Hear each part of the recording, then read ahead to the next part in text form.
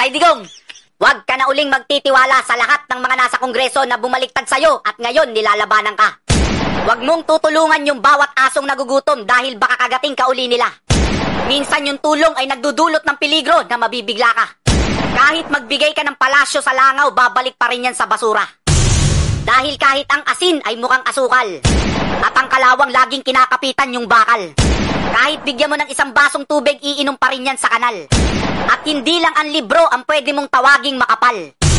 Mas gugustuhin pa namin yung politikong marahas magsalita, pero maraming nagawa. Kesa naman sa politikong matamis magsalita, puro lang ngawa.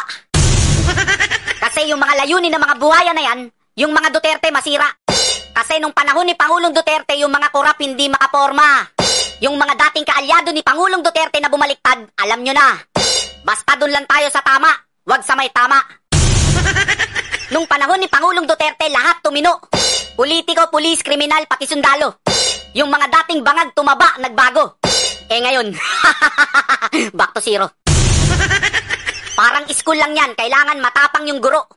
Pag yung teacher matapang, yung mga estudyante nakikinig, natututo. Lalaking masunurin, hindi pasaway, matino.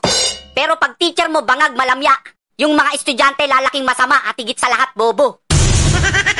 Tapos may mga bobong nagsasabi pa dyan, sobrang bait nga ni Bongbong eh. Love na love ko yan.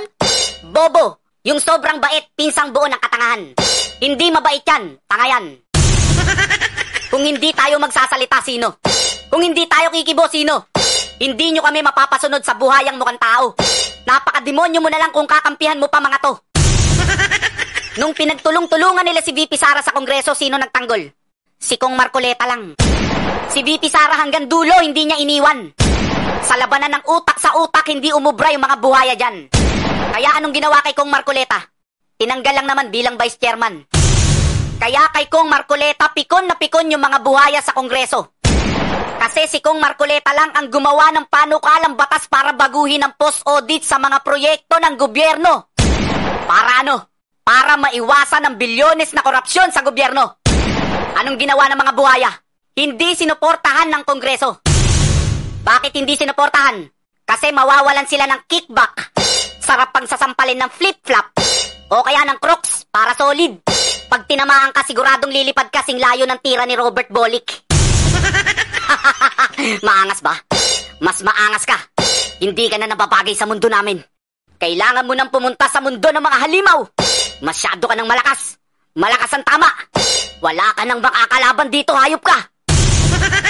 Kaya sa Senado, walang patumpik-tumpik number 1, Rodante Marcoleta. Walang takot, lahat ng oligarchs binangga. ABS-CBN binangga. Meralco binangga. Kesa ikumpara nyo rito yung pondo yung binangga.